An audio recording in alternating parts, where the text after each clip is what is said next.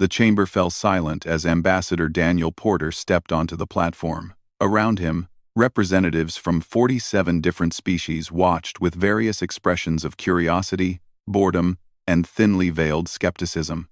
The Galactic Council chamber was vast, a dome of crystalline material that reflected the stars beyond. Each delegation sat in their designated sections, some in seats designed for their unique biology, others floating in containment fields. Daniel cleared his throat and activated the holographic display. The image of a massive warship materialized above the platform, rotating slowly to show all angles. The vessel was blocky, heavily armored, and bristled with weapon ports along its hull. "Honored council members," Daniel began, his voice steady despite the weight of thousands of eyes upon him. "Humanity formally requests inclusion in the Galactic Defense Alliance. As demonstration of our commitment and capability, we offer the USS Perseverance, our newest Dreadnought-class vessel." A ripple of interest moved through the chamber. Several delegates leaned forward. The Velkari representative, High Commander Zethus, a towering figure with 4 arms and skin like polished obsidian, spoke first. "Impressive size," Zethus said, his voice resonating through the chamber. "What are the vessel's specifications?" Daniel had practiced this moment 100 times. He knew what was coming. "The Perseverance is 800 meters in length, carries a crew of 800, and is equipped with 60 railgun batteries plus 1 primary kinetic cannon. The vessel has triple-layered armor plating and 4 fusion antimatter hybrid reactors. And its speed?" This came from the Kryn delegate, an insectoid being whose compound eyes gleamed with sharp intelligence. Daniel took a breath. "Maximum sublight velocity is 0.3 light speed. FTL jump calculations require approximately 3 times the standard galactic duration." For a moment, nothing happened. Then someone laughed. It started as a single chirp from the Gorvian section, then spread like fire through dry grass. Within seconds, the entire chamber echoed with laughter, clicks, whistles, and the various sounds of amusement from dozens of species. Zethus did not laugh, but his mandibles twitched in what Daniel had learned was the Velkari equivalent of a smirk. "Ambassador Porter, your vessel is slower than our cargo haulers. A Kryn courier ship could outrun that behemoth with ease." The Kryn delegate performed a series of rapid calculations on his datapad. "By my estimation, our smallest frigate-class vessels achieve 0.9 light speed in sublight. Your Dreadnought would require nearly 4 hours to traverse distances our ships cross in 1. More laughter. Daniel felt heat creep up his neck but kept his expression neutral. Across the chamber, Counselor Maris of the Arulan Diplomatic Corps at least had the grace to look uncomfortable, though even she could not quite hide the curve of amusement at the corners of her mouth. "The Perseverance is designed for different tactical applications," Daniel tried to explain. "The focus of human engineering philosophy is clearly not speed," Zethus interrupted, drawing another round of laughter. "Ambassador, we appreciate humanity's enthusiasm, but the Galactic Defense Alliance requires vessels capable of rapid response. Your ship, while perhaps adequate for system patrol, does not meet our operational standards." Daniel felt his jaw tighten. 8 months of negotiations, 3 years of construction, and humanity's best engineering minds had produced a vessel the galaxy considered a joke. "Perhaps humans should focus on cargo transport," suggested a voice from the upper galleries. "Speed is clearly not your strength." The chamber erupted again. Daniel looked down at his datapad, where a secure communication from the Perseverance awaited his attention. He could imagine Captain Benjamin Hayes and his crew watching this humiliation via quantum link from Earth orbit. The vote was called. One by one, the delegates registered their decision. The holographic tally board updated with each input. 46 votes against humanity's inclusion. 1 abstention from the Turlik Observer, a species known for their cautious neutrality. 0 votes in favor. Zethus stood, his massive frame dominating the platform. "The Council has spoken. Humanity's application for military alliance is rejected. We encourage your people to continue developing your technology. Perhaps in time." The High Commander's words were cut off by a priority alert that screamed through every datapad. every display, every communication system in the chamber. The crystalline dome flickered as emergency protocols activated. A hologram materialized at the center of the chamber, replacing the image of the Perseverance. It showed a star map of the Outer Rim sectors. 3 colony worlds were marked in red, their status indicators dark. Emergency broadcast, the chamber's AI announced. Multiple colonies in Sector 7 have gone silent. Long-range scans detect Devourer hive ships in the region. Threat level: critical. Critical. The laughter died instantly. Every being in the chamber knew that name. The Devourers. A species that consumed entire worlds, stripping them of all organic matter. They appeared without warning, attacked without mercy, and left nothing but barren rock behind. Zethus was already accessing tactical data. How many hive ships? Scans indicate minimum 12 large vessels, possibly more. The swarm is moving toward the inhabited systems. What forces do we have in range? Counselor Maris asked, her earlier amusement replaced by cold professionalism. The tactical display updated. Battle Group 7 is the nearest significant force. Estimated arrival time: 4 standard days. 4 days? The Kryn delegates' antennae vibrated with distress. The colonies will be consumed in hours. Zethus slammed one fist against his console. Deploy all available fast response units, emergency jump protocols. Every ship we can spare. Daniel checked his own datapad, running calculations. His hands moved quickly across the screen. Then he looked up. The Perseverance is 18 hours from Sector 7. The chamber fell silent again, but this time, the quality of that silence was different. Every eye turned to the human ambassador. Your slow vessel? Zethus said, his tone sharp. What good would it do? Daniel met the High Commander's gaze. 18 hours is better than 4 days. Captain Hayes and his crew are ready to deploy immediately. To do what? Arrive and watch the colonies burn while you lumber into position? To help. Daniel's voice was quiet but firm. You rejected our alliance application. Fine. But those are people dying out there. Living beings who need protection. Humanity does not require council approval to do the right thing. Maris leaned forward. Ambassador. The Devourers are not a minor threat. Their hive ships are massive. Their weapons corrosive and devastating. They have destroyed entire fleets. Then what do you have to lose? Daniel asked. Your forces are days away. Ours is hours away. Let the Perseverance respond. If we fail, you are no worse off than you are now. If we succeed. He let the sentence hang. Zethus studied the human for a long moment. Pride warred with pragmatism across his features. Finally, he nodded. Very well. Your slow Dreadnought has permission to enter the combat zone. But Ambassador Porter, understand this clearly. The Perseverance will be alone for nearly 4 days. If you engage the Devourers, you do so without support. The Council cannot be held responsible for what happens to your vessel or your crew. Daniel activated his secure link to the Perseverance. Captain Hayes, you are cleared for immediate deployment to Sector 7. The Council has given permission. The response came back instantly. Hayes's voice was calm, professional. Acknowledged, Ambassador. The Perseverance is preparing for jump. We will see you on the other side. The quantum link closed. Daniel looked around the chamber at the faces watching him. Some showed concern. Others showed pity. A few showed the cold calculation of those already writing off the human vessel as lost. None of them showed understanding. That was fine. They would learn soon enough. The Perseverance might be slow, but Captain Hayes had a plan. And that plan depended entirely on the one thing the galaxy had mocked them for. Daniel took his seat as the Council shifted into crisis management mode, coordinating fleet movements and evacuation protocols. He pulled up the personnel files for the Perseverance's senior staff.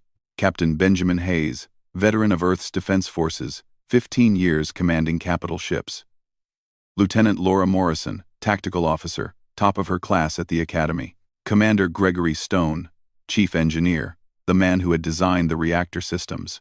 Lieutenant Commander Andrew Chen, Weapons Officer, with more hours in combat simulation than any other officer in the fleet.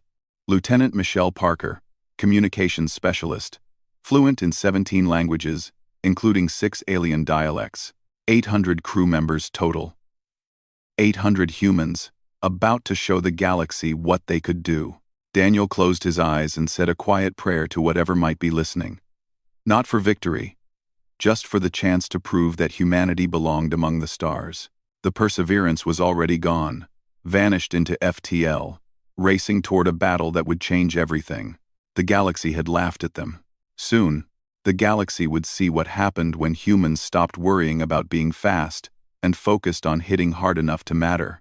The chamber continued its deliberations around him, but Daniel was no longer listening. His mind was 18 hours ahead, in a star system where the Devourers were descending on helpless colonies. Hold on, he thought. Help is coming. Slow help, but help nonetheless. The bridge of the USS Perseverance hummed with controlled activity. Captain Benjamin Hayes sat in the command chair, his eyes fixed on the main view screen where the blue-white tunnel of FTL travel rippled past. Around him, his officers worked at their stations with practiced efficiency. Status report, Hayes said quietly. Lieutenant Laura Morrison looked up from the tactical console. FTL jump proceeding normally, Captain. Estimated arrival at Sector 7 in 17 hours, 42 minutes. All systems are nominal. Engineering? Commander Gregory Stone's voice came through the comm system from deep within the ship. Reactor cores are at 70% capacity, and climbing. I am bringing all 4 cores to full power. We will be ready when we drop out of FTL. Hayes nodded, even though Stone could not see him. The engineer knew his job. They all did. Every person on this ship had volunteered for this mission, knowing what it meant, knowing what the galaxy thought of them. Communications, patch me through to the crew. Channel open, Captain, Lieutenant Michelle Parker said. Hayes stood, straightening his uniform. He had practiced speeches before, but this moment called for simple truth. This is the captain. By now, you have all heard what happened at the council. You know what they said about our ship, about us. He paused, letting that sink in. They called us slow. They laughed. They rejected our offer to help protect the galaxy. And then, when people needed saving, they had no one else to send, so they are letting us try. Not because they believe in us, but because they have no other choice. Hayes walked toward the view screen, his hands clasped behind his back. I want you to understand something. The Devourers are dangerous. They have destroyed entire fleets. The colonies we are heading toward are probably already under attack. We will arrive alone. The nearest galactic reinforcements are days behind us. The bridge was silent except for the steady hum of the engines and the soft beep of monitoring systems. But we are not going there to run away. We are not built to run away. Every engineer who designed this ship, every worker who built it, every officer who trained on it, we all knew what the Perseverance was meant to do. We are not a fast attack cruiser. We are not a raiding vessel. We are a fortress. And when we arrive at Sector 7, we are going to show the Devourers what happens when they attack people under human protection. Hayes turned back to face his bridge crew. Commander Stone, I want those reactors at 100% when we drop out of FTL. Lieutenant Morrison, plot firing solutions for every hostile contact the moment we emerge. Lieutenant Commander Chen, prep all railgun batteries. I want every single weapon ready to fire. Yes, sir, came the unified response. Hayes returned to his command chair. And someone get me a full tactical analysis of Devourer combat doctrine. I want to know everything we know about how they fight. The next 17 hours passed in careful preparation. The crew of the Perseverance had drilled for combat scenarios hundreds of times, but this was different. This was real. In engineering, Commander Stone moved between the massive reactor cores like a conductor before an orchestra. Each core was the size of a small building, contained within magnetic bottles and surrounded by layers of shielding. The energy output was enormous, far beyond what galactic species considered safe or sane. But Stone had designed these systems personally, and he knew their limits. Increase antimatter flow to Reactor 3, he ordered. I want all 4 cores in perfect synchronization. His team worked quickly. The Perseverance's power systems were its heart, and that heart was beating strong. On the bridge, Lieutenant Morrison studied the tactical data that had been transmitted from the Council's intelligence network. The Devourers fought in swarms, using their numbers to overwhelm enemy defenses. Their hive ships were biological, grown rather than built, with hulls that could regenerate damage. Energy weapons were only partially effective against their organic armor. Captain, I am seeing a pattern in their attack formations, Morrison said. They cluster around the largest prey, coordinating their strikes. If we can disrupt that coordination, good. Keep analyzing. I want options when we arrive. In the weapons bay, Lieutenant Commander Andrew Chen oversaw the preparation of ammunition. The railgun batteries were the Perseverance's primary armament, and each round had to be perfect. Tungsten uranium penetrators, each one weighing several tons, loaded into electromagnetic accelerators. Check the alignment on Battery 7, Chen ordered. I want 0 deviation. At the velocities we are firing, even a fraction of a degree off target means a miss. The weapons crews worked with intense focus. They had heard the laughter at the council. They had something to prove. Across the ship, 800 crew members prepared for battle. Medical teams readied the infirmary. Damage control crews checked every seal, every pressure door, every emergency system. The fighter pilots assigned to the Perseverance's small complement of support craft ran pre-flight checks, knowing they would be badly outnumbered. And in her small office off the communications bay, Lieutenant Parker monitored the emergency broadcasts from Sector 7. The traffic was chaotic. Terrified. 3 colonies were under attack. Millions of people were trying to evacuate, but the Devourer ships were everywhere. She listened to a transmission from Terrace Prime, the largest of the threatened worlds. A civilian authority was begging for help, describing the nightmare descending from orbit. The Devourer hive ships were launching swarms of smaller craft, descending on population centers. Parker recorded everything. The captain would want to hear it. 12 hours into the journey, long-range sensors picked up the first signs of the Galactic Response Fleet. Fast cruisers from 3 different species, racing toward Sector 7 at maximum velocity. They would still arrive days after the Perseverance, but they were coming. Morrison tracked their movements. Captain, the Galactic Fleet is launching ahead of their main battle group. Looks like 47 vessels, mostly light cruisers and frigates. They will arrive in time to see the aftermath, Hayes said. One way or another, 3 hours before arrival, Commander Stone reported that all reactor cores had reached full power. The amount of energy flowing through the Perseverance's systems was staggering. The ship's weapons would have power beyond anything the designers had originally planned. The cores are running hot, Captain, Stone said, but stable. We have enough power for sustained combat operations. Whatever you need, we can deliver. Excellent work, Commander. Lieutenant Chen finished his final weapon checks. Every railgun battery was loaded and ready. The primary cannon, the massive weapon that ran the entire length of the ship, was charged and aimed.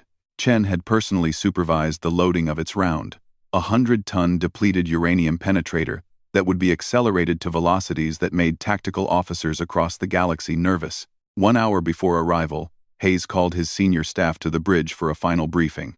We drop out of FTL in 58 minutes, he said, studying the tactical projection hovering above the command console. Intelligence suggests at least 12 Devourer hive ships, possibly more. The Galactic Fast Response Cruisers will arrive before us, but not by much. Maybe 30 minutes ahead. Morrison pulled up enhanced scans. The lead elements of the Galactic Fleet are already engaging.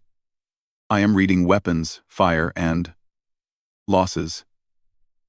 They are taking casualties. The bridge crew exchanged glances. The galactic forces were dying while the Perseverance was still in transit. We stick to the plan, Hayes said firmly. We drop out of FTL at maximum weapons range. Not close engagement range. Maximum range. The Galactic Fleet expects us to join the close fight. But that is not how we operate. Chen smiled grimly. They are going to think we are cowards. Let them think what they want. Our job is to kill Devourer ships, not to look brave doing it. Morrison highlighted a position on the tactical map. If we emerge here, at the system's edge, we will have clear firing lines to the main Devourer formation. Range will be approximately 2 million kilometers. Stone whistled softly. That is beyond effective range for any galactic weapon system, which is exactly why they would not expect it, Hayes said. The Devourers will not expect it either.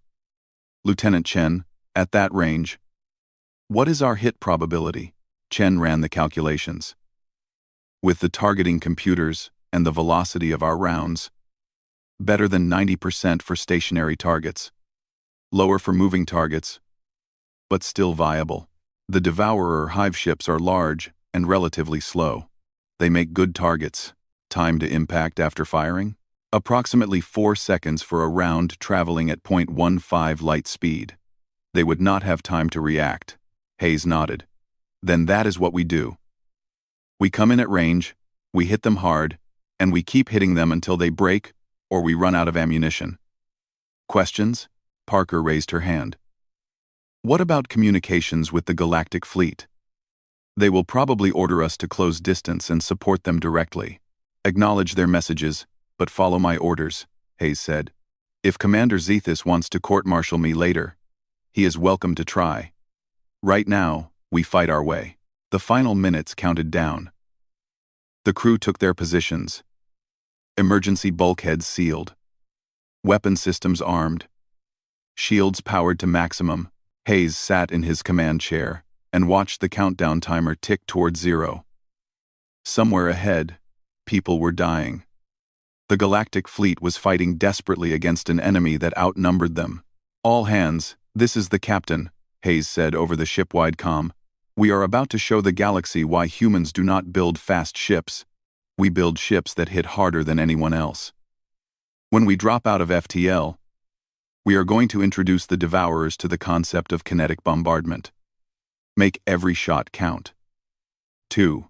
The timer reached 0. The Perseverance dropped out of FTL at the edge of Sector 7, exactly where Morrison had calculated. The view screen cleared, showing normal space once again. And there, spread across the darkness, was hell. Devourer hive ships swarmed around Taurus Prime like insects around rotting fruit. The galactic cruisers darted between them, firing energy weapons that scorched the biological hulls but failed to stop the advance. 3 galactic ships were already burning, their hulls breached and venting atmosphere. Contacts confirmed, Morrison said, her voice tight. 14 Devourer hive ships. Multiple smaller craft. Galactic forces are engaged at close range. They are taking heavy losses. A communication request came through. Commander Zethus, his face appearing on one of the smaller screens. Human vessel, you have arrived. Join the engagement. We need support at close range immediately. Hayes ignored him. Lieutenant Chen, you have firing solutions? Multiple targets acquired, Captain. Weapons ready. All batteries, open fire. The first railgun shot left the Perseverance. With no visible flash. No dramatic light show. Just a tungsten uranium penetrator weighing 3 tons. Accelerated to 0.15 light speed by electromagnetic force. It crossed 2 million kilometers in 4 seconds. The Devourer hive ship never saw it coming.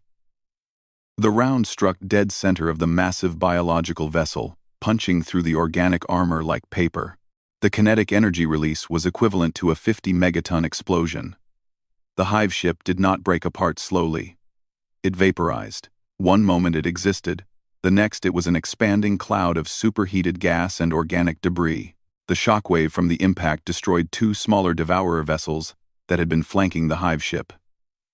They tumbled away, their hulls crushed by the force. Every communication channel in the sector went silent.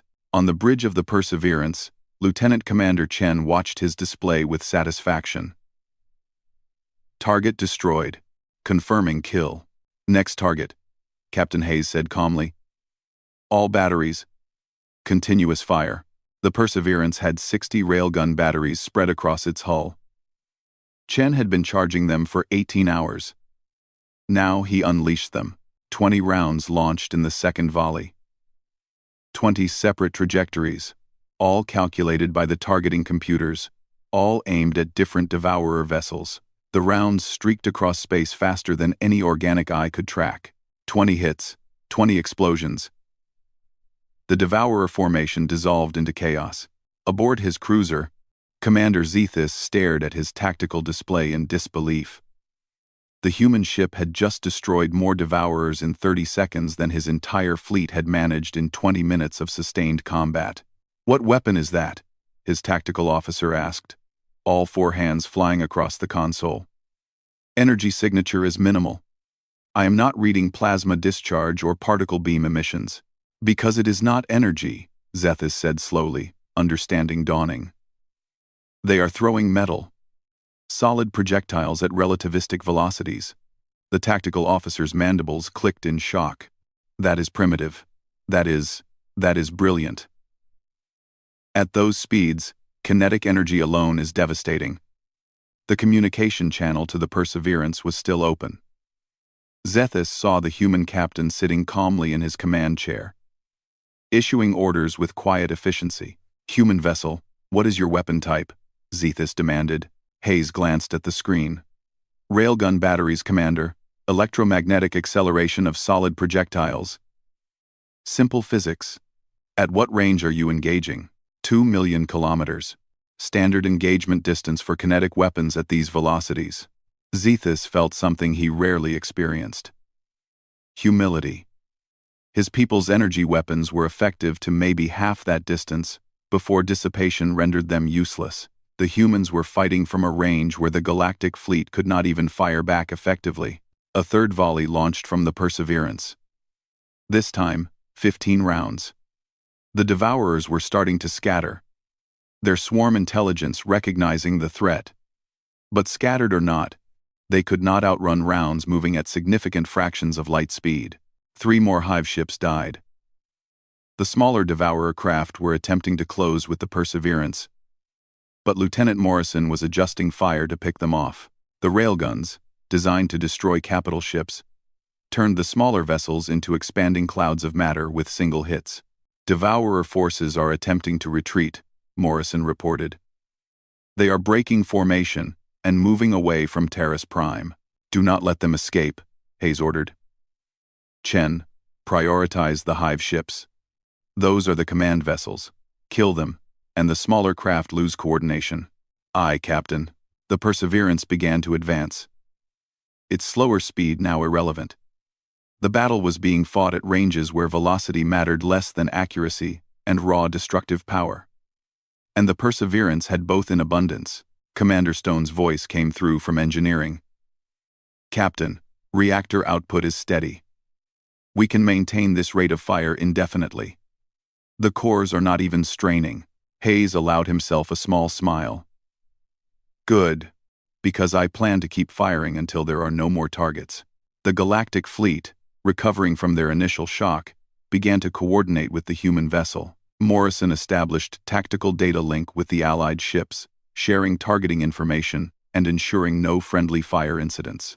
A Velkari cruiser moved to support the Perseverance's flank, its captain clearly understanding that staying near the human Dreadnought was the safest position on the battlefield. Other ships followed, reforming their defensive line around the slow but deadly human vessel. Zethus watched this unfold with a mix of admiration and frustration. In 30 minutes, the humans had completely changed the dynamic of the battle. The Devourers, who had seemed unstoppable, were now fleeing in disarray. But one Devourer vessel was not fleeing. The largest hive ship, 3 times the size of the others, was moving directly toward the Perseverance. Scans identified it as a queen ship, the central command organism for the entire swarm. "Contact, bearing 270, Morrison called out. "Queen ship. It is accelerating toward us." Hayes studied the tactical display.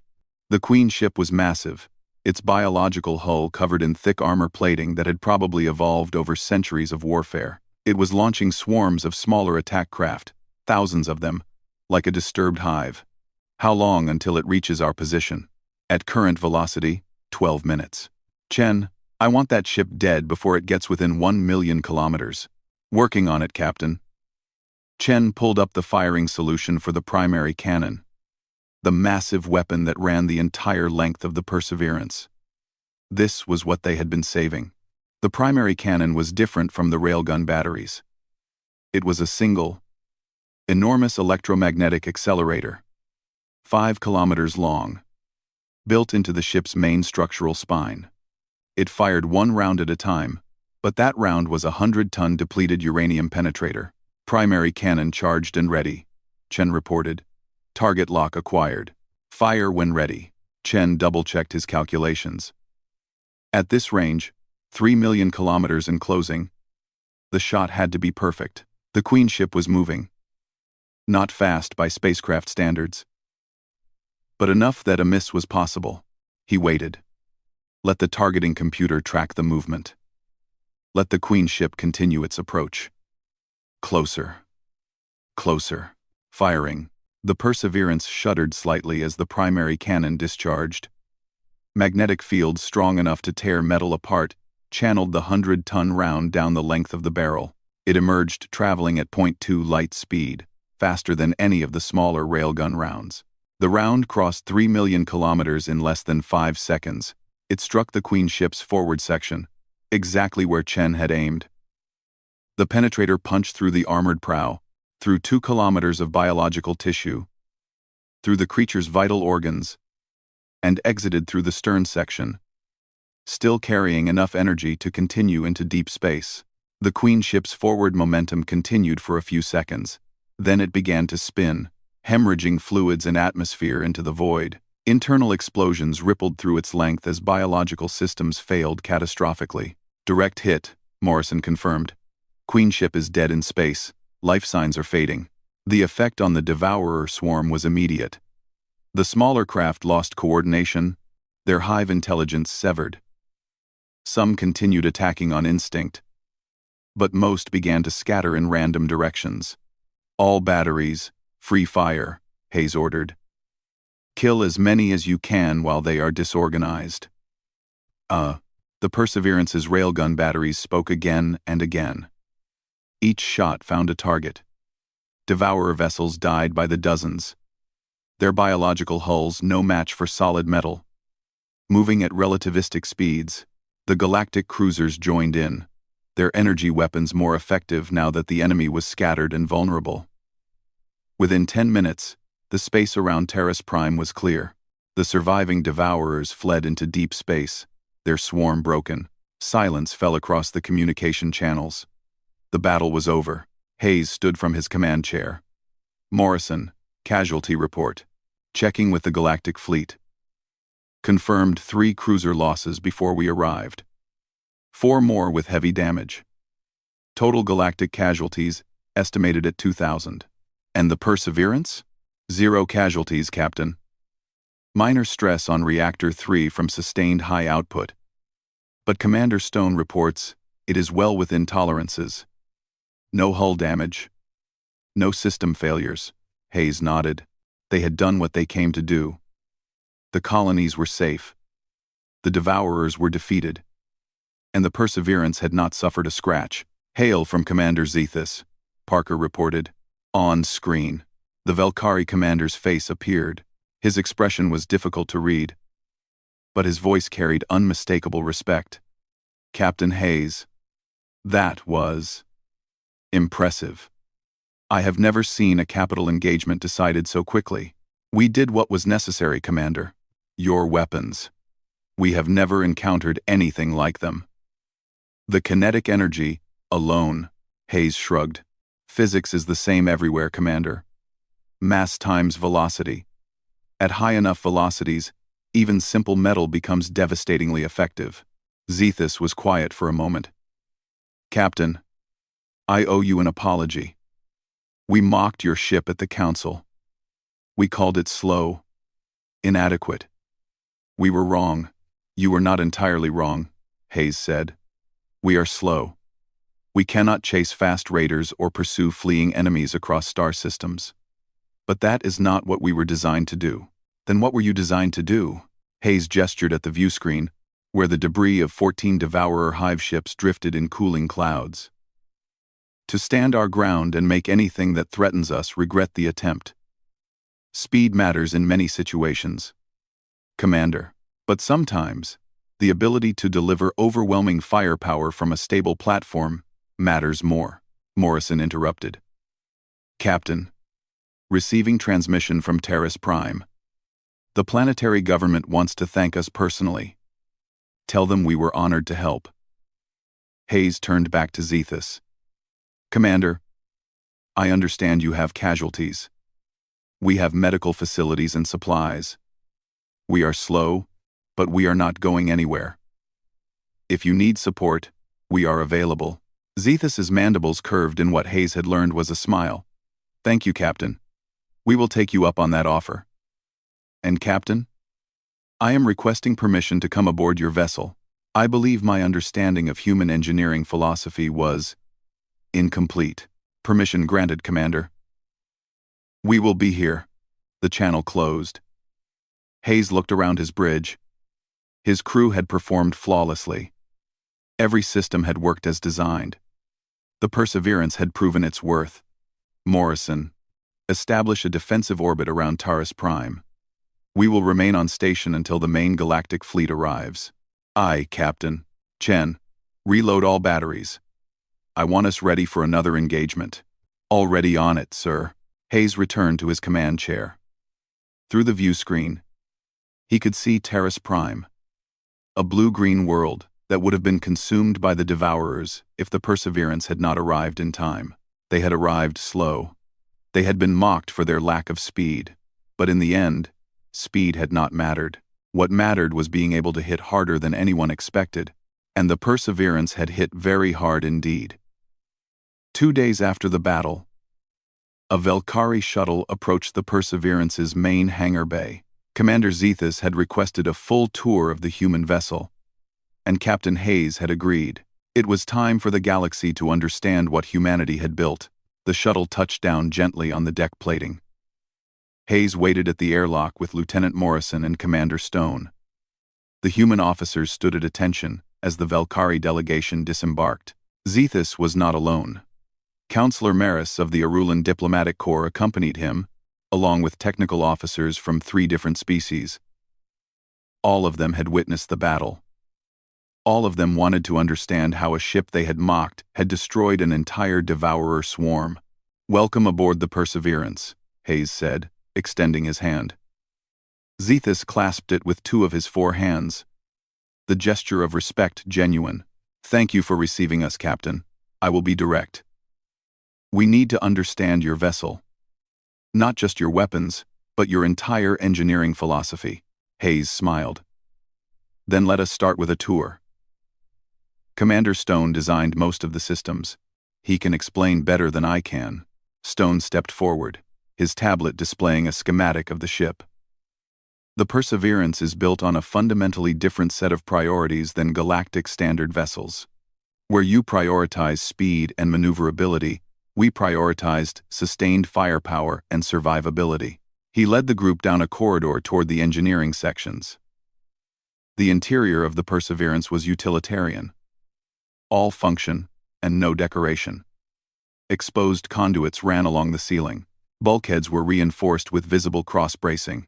Everything on this ship serves a purpose, Stone continued. We do not waste mass on luxuries.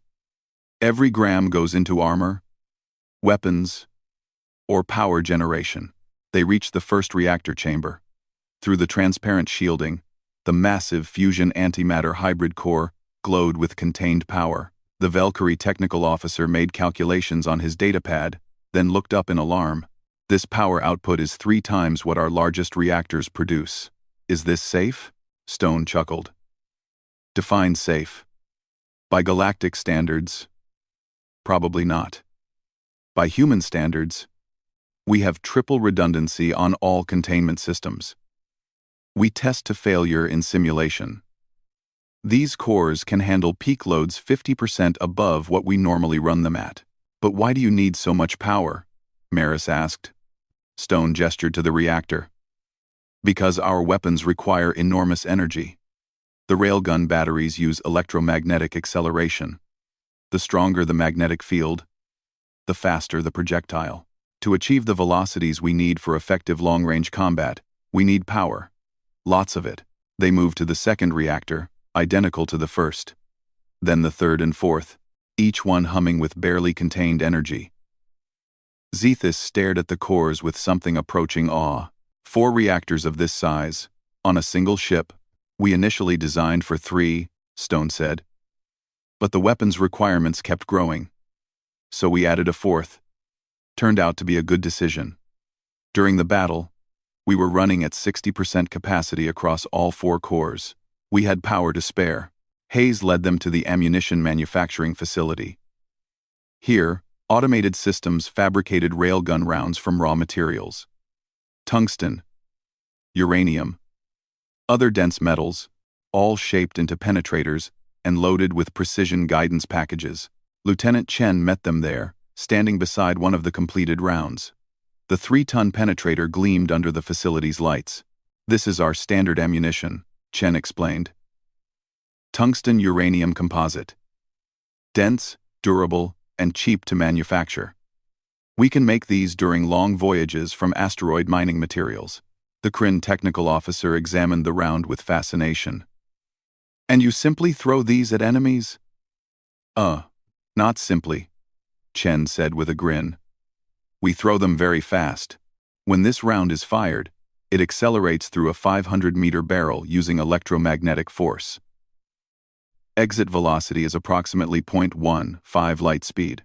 At that velocity, the kinetic energy is roughly equivalent to a medium-yield fusion warhead. And you have 60 barrels that can fire these? 60 railgun batteries, yes. Each can fire every 45 seconds in sustained combat. We can maintain that rate for hours. Maris was doing calculations in her head. That means you can deliver the equivalent of dozens of nuclear weapons per minute. Indefinitely. When we have targets, yes. Zethus shook his head slowly. We have been building ships wrong. All of us. We focused on energy weapons because they seemed more advanced. More elegant.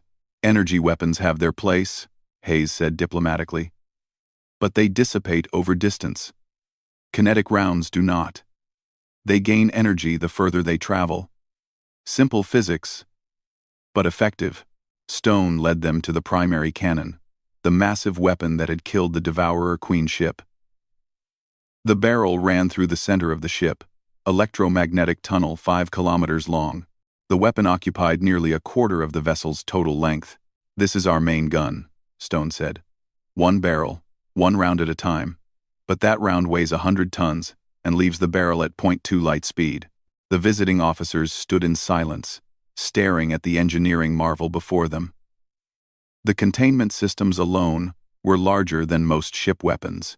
The energy requirement to fire this weapon, the Velkari technical officer said slowly, must be enormous. We have to divert power from everything except life support and engines, Stone confirmed. For about 30 seconds, the ship goes dark while the capacitors discharge. But the result is worth it. 3 million kilometer effective range, Chen added. We can hit targets that do not even know we are in the system yet.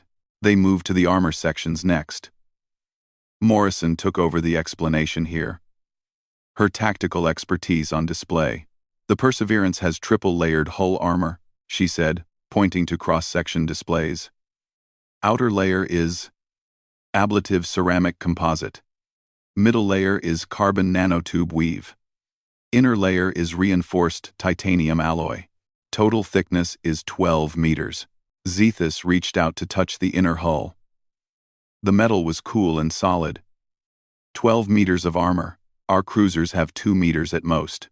Different design philosophy, Morrison said. Your ships rely on shields and speed to avoid damage. We assume we will get hit, so we build to survive it. Our shields are secondary defense. The armor is primary. What about maneuverability? Maris asked. Surely all this mass makes the ship difficult to control. Hayes answered this one. We have thruster arrays 3 times the size of what a ship this mass would normally require. Yes, we turn slower than your cruisers. We cannot dodge incoming fire the way you can. But we also do not need to. Our engagement range keeps us outside the effective distance of most enemy weapons. They visited the medical bay next, where the facilities could handle hundreds of casualties. The storage areas, where supplies were stocked for 6-month independent operations. The crew quarters. Small, but functional. Every part of the ship designed for one purpose. Sustained combat operations far from support. Finally, they returned to the observation deck. Through the windows, Terrace Prime rotated slowly below. A beautiful world saved from consumption. Zethus stood at the window for a long time before speaking. I understand now. We thought you were building a warship, but you were building something else. A fortress, Hayes said quietly. A fortress that can move between stars. Not quickly, but inevitably. Your entire military doctrine is defensive. Earth's history taught us certain lessons, Hayes explained. We have fought wars for thousands of years. We learned that the side that can hold territory, that can protect what matters, that side usually wins. Speed is useful for raids and quick strikes. But lasting victory requires the ability to stand and fight. Maris joined them at the window. Your reactors produce enough power to run a small city. Your weapons can destroy ships from distances we cannot even fire at. Your armor can withstand punishment that would destroy our vessels. And you built this because you expect to have to defend, not attack. We built this because we know what we are good at, Hayes said. Humans are stubborn. We do not give up. We do not run away. When we commit to protecting something, we stay until the job is done. The Perseverance embodies that philosophy. Zethus turned from the window. Captain Hayes, I need to ask you something directly. How many more ships like this does humanity have? Hayes exchanged glances with Morrison and Stone. The Perseverance is the first of 6 dreadnoughts currently in service. 5 more are in Earth's orbital construction yards. We have 3 heavy cruisers under construction at Mars. The asteroid belt mining operations are producing enough raw materials to support continuous production. Your entire species is building a defensive fleet. We are building what we need to protect ourselves and our allies. The galaxy is dangerous. The Devourers proved that. There are other threats out there. The Kryn officer spoke for the first time since the tour began. Your ships are slow, but if you have enough of them positioned at strategic locations, then we create a defensive network, Morrison finished. Fast ships can respond to threats and harry enemies. Our dreadnoughts anchor defensive positions and provide overwhelming firepower. Different tools for different purposes. Zethus nodded slowly. A combined fleet. Galactic cruisers for mobility and rapid response. Human dreadnoughts for defensive strongpoints and heavy combat. That was always our proposal, Hayes said. We never claimed to replace your ships. We wanted to complement them. Counselor Maris smiled. And we laughed at you for being slow. To be fair, we are slow. But it does not matter. Not when you can destroy an enemy fleet from 2 million kilometers away. They stood together, watching the planet below. 3 colonies had been saved. Millions of lives preserved. Because one slow ship had arrived and done what needed to be done. Captain Hayes, Zethus said formally. On behalf of the Galactic Council, I apologize for our earlier dismissal of your vessel and your people. We judged you by our standards instead of understanding yours. Apology accepted, Commander. More than that, I wish to recommend that the Council reconsider humanity's application for Alliance membership. Not despite your different approach, but because of it. The galaxy needs what you can provide. Hayes felt something loosen in his chest. This was what they had been working toward. Recognition. Respect. Not as cheap imitations of galactic ships, but as something unique and valuable. We would be honored to join the Alliance, he said. Stone grinned. And we have 5 more dreadnoughts ready to deploy whenever you need them. Zethus's mandibles curved in his species version of a smile. I suspect the Council will be very interested in discussing deployment locations. After what we saw here, every colony world in the Outer Rim will want a human dreadnought in orbit. We will need to expand our construction capacity, Morrison mused. 6 dreadnoughts is not enough to cover all the critical systems. Then build more, Maris said. The Council has resources, materials, shipyard facilities. If humans can design vessels like this, we can help you build them faster. Hayes shook his head. With respect, Counselor, we prefer to build our own ships.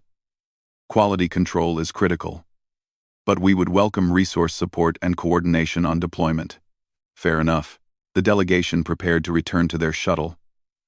Handshakes and gestures of respect were exchanged. Plans were made for formal presentations to the full council. As they walked back toward the hangar, Zethus fell into step beside Hayes. I have been thinking about what you said, Captain. About human stubbornness. About not giving up. Yes? The galaxy has many species. Each has strengths. The Velkari are strategic thinkers. The Erelon are diplomatic. The Kryn are analytical.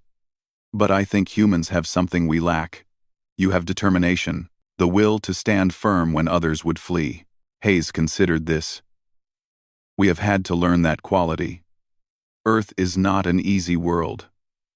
Our history is full of struggle.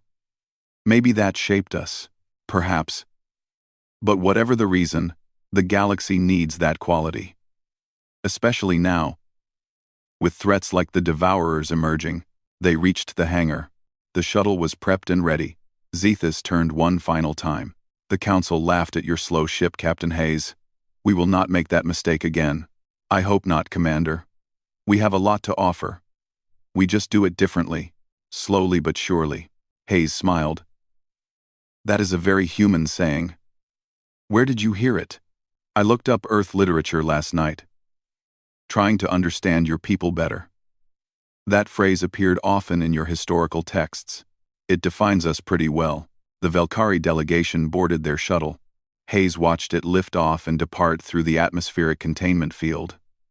Morrison joined him. That went well, she said. Better than expected. I think they finally understand what we are trying to do. Build an immovable object and dare the universe to try moving it? Hayes laughed. Something like that. They returned to the bridge, where the normal routine of a ship on station continued. The Perseverance would remain at Terrace Prime for another week, until the main galactic battle group arrived.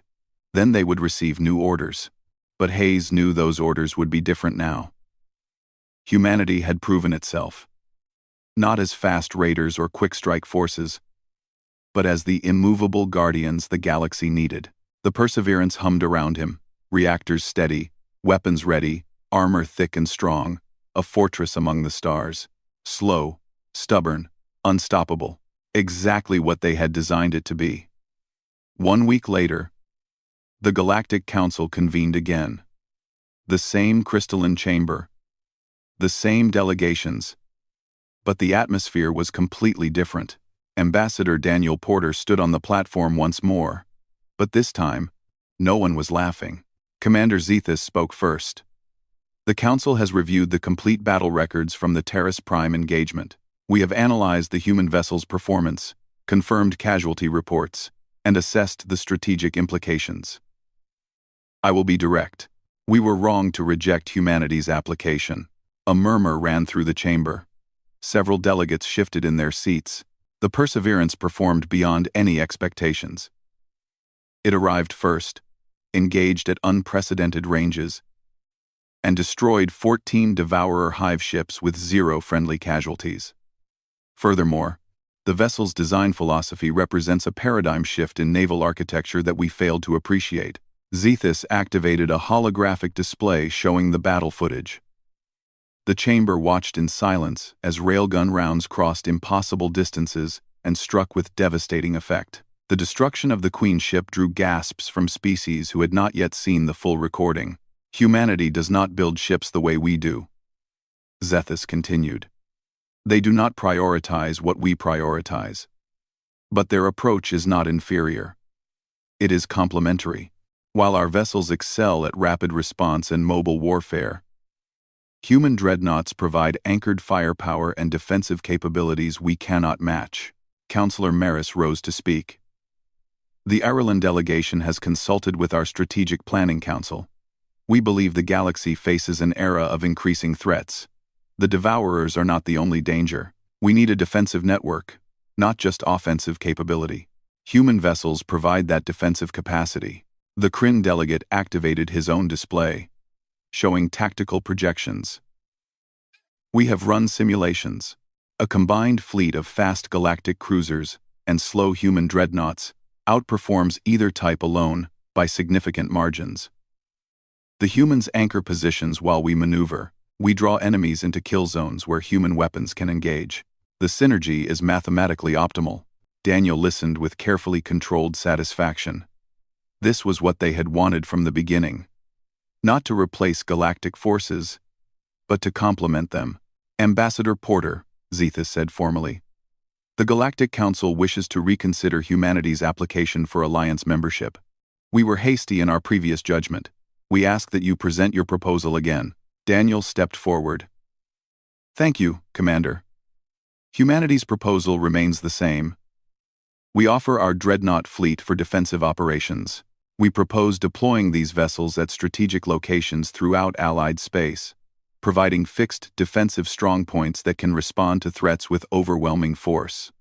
He activated his own display, showing the current human fleet composition. The USS Perseverance has proven the design concept. We now have 5 additional dreadnoughts ready for deployment. The USS Defiance, USS Resolution, USS Guardian, USS Sentinel, and USS Fortress. Each vessel has capabilities matching or exceeding the Perseverance. The display updated to show construction yards. Within 6 months, 3 heavy cruiser variants will complete construction at Mars orbital facilities. These vessels sacrifice some armor and weapons for increased speed, but still maintain human design philosophy. Within 1 year, 3 more dreadnoughts will launch from Earth yards. Continuous expansion, the Gorvian delegate noted. You are building an entire fleet.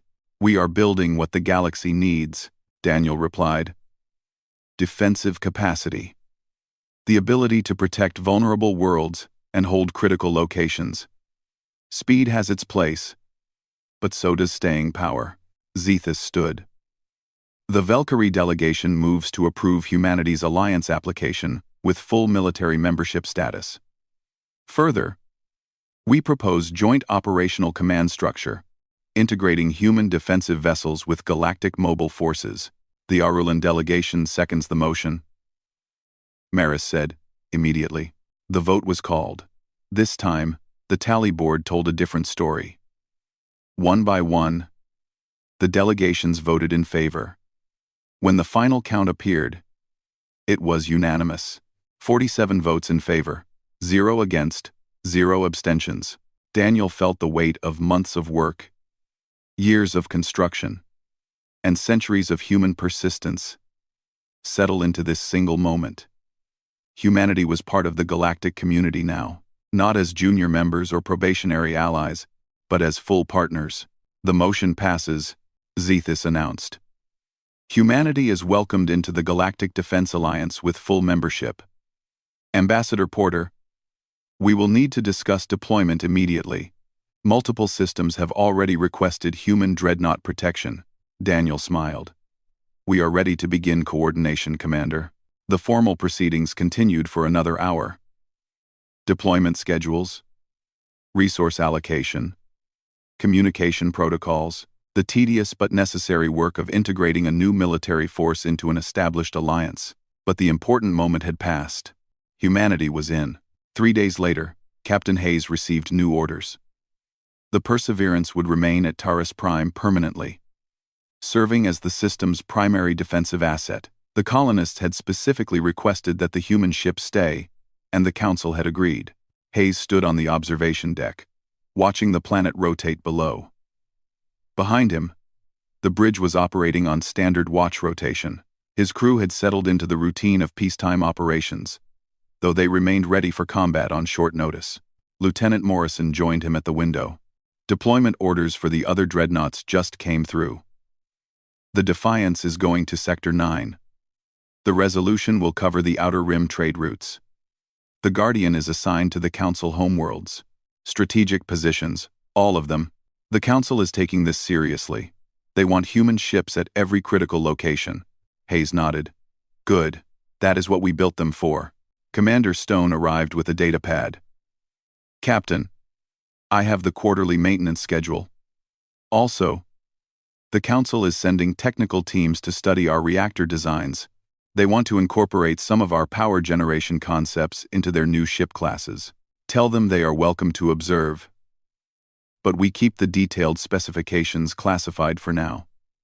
They can license the technology through proper channels. Already anticipated that, sir. Ambassador Porter is negotiating the technology sharing agreements. Lieutenant Chen appeared next. Captain, something interesting. The Velkari Military Academy wants to send officer candidates to train with us. They want to learn human tactical doctrine and weapons coordination. Hayes raised an eyebrow.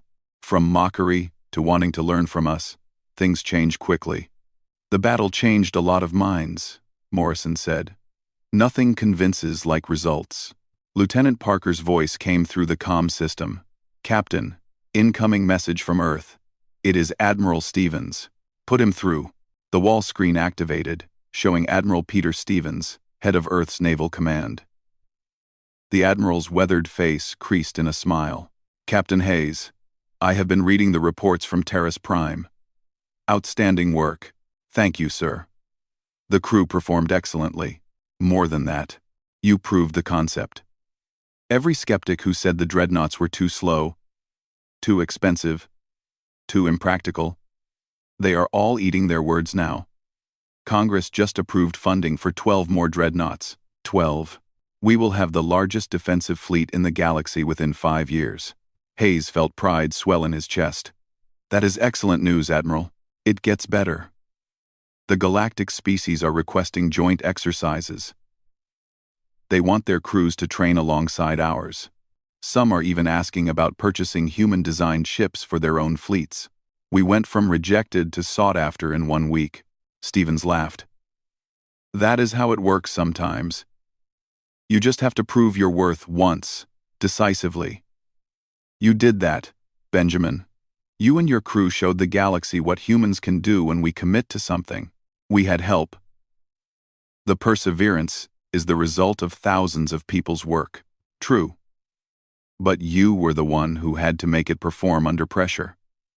That matters. They discussed technical details for a few more minutes, then Stevens signed off. Hayes returned his attention to the planet below. Captain, Morrison said quietly, what are you thinking? I am thinking about how this started, standing in that council chamber while they laughed at us, being called slow and inadequate, having our entire engineering philosophy dismissed. And now? Now they understand. We are slow. We will always be slower than their fastest ships. But we hit harder. We last longer. And when we take a position, we hold it. That is worth something. Stone grinned. Worth something? Captain, we just revolutionized naval warfare. Kinetic weapons at relativistic velocities are going to be standard within a decade. Every species is going to be rethinking their ship designs. Let them. We will keep building fortresses. Let others focus on speed. We will focus on being immovable. Chen joined the group. I have been thinking about the next generation of dreadnoughts. What if we increased the primary cannon bore diameter? We could fire larger rounds at even higher velocities. Or add more railgun batteries, Morrison suggested. Increase our sustained fire rate. Or both, Stone said. The new reactor designs can support higher power output. Hayes listened to his officers plan and theorize. This was what he loved about his crew. They were never satisfied, always pushing for improvement, always thinking about how to do better. Write up your proposals, he said. Send them to the development teams on Earth. The dreadnoughts we have are excellent, but you are right. We can do better. Parker's voice interrupted again. Captain, The Terrace Prime government is requesting a meeting. They want to discuss establishing a permanent human presence on the planet. Apparently, they are offering to build facilities for crew shore leave and ship resupply. Tell them I would be happy to meet. Set it up for tomorrow. The days turned into weeks. The Perseverance settled into its role as guardian of Terrace Prime. Crew rotations allowed personnel to visit the planet's surface. The colonists welcomed them warmly, treating the human sailors as heroes. Other ships came and went, galactic cruisers on patrol, supply vessels bringing materials and messages. Each captain made a point of greeting the Perseverance, a sign of respect that would have been unthinkable a month earlier. Hayes established a routine: bridge duty, meetings with planetary authorities, coordination with passing galactic vessels, reviews of system defense plans. It was peacetime work, but essential. One evening, he stood alone on the observation deck, watching the stars. The comm beeped. A private channel from Ambassador Porter. "Daniel," Hayes greeted him. "How are the negotiations going?" "Exhausting but productive. The Council wants human input on everything now. Defensive planning, weapon development, shipyard design. We have gone from outsiders to advisors overnight." "Are you complaining?" "No, just noting the irony. 6 months ago, they would not listen to us. Now they want our opinion on every detail." Hayes smiled. "That is the price of success. Once you prove you know what you are doing, everyone wants your knowledge." "How are things at Terrace Prime?" "Quiet. Peaceful. Exactly what a defensive posting should be. The colonists are grateful. The system is secure. We are doing our job. That is all we ever wanted. To do our job and be recognized for it." They talked for a few more minutes, then signed off. Hayes remained at the window, thinking about the journey that had brought them here. Humanity had come to the stars with determination and stubborn persistence. They had built ships that reflected their values. Not the fastest, not the most elegant, but tough, reliable, and devastatingly effective. The galaxy had laughed at them for being slow. Then the galaxy had hesitated when the first shots revealed what slow really meant in this context. And now the galaxy understood. Speed was not everything. Sometimes, the ability to stand firm, to deliver overwhelming firepower, to protect what mattered, those qualities were worth more than velocity. The Perseverance hung in orbit, a fortress among the stars. 5 more dreadnoughts were taking up positions across Allied space. 12 more were being built. The human defensive network was growing, and somewhere out in the dark, threats were learning a new lesson. When humans decided to protect something, they did not run. They did not retreat. They brought enough firepower to end the discussion permanently. Hayes looked at his reflection in the window. A human captain, commanding a human ship, doing human work in a galactic alliance. They had arrived slowly. They had been mocked for their lack of speed. But they had arrived nonetheless. And now, looking out at the stars, Hayes knew one thing with absolute certainty: humanity was here to stay. They would build more ships. They would protect more worlds. They would stand firm against whatever threats emerged, because that was what humans did. They endured. They persisted. They built fortresses and dared the universe to move them. The galaxy had laughed. Then the galaxy had hesitated. Now the galaxy understood. The slow human dreadnoughts were not a weakness. They were exactly what the galaxy needed: fortresses that moved through space, shields for the vulnerable, hammers against the wicked. And the Perseverance, the first of its kind, would remain here, watching over Terrace Prime, ready for whatever came next. Slow but certain, patient but deadly, human.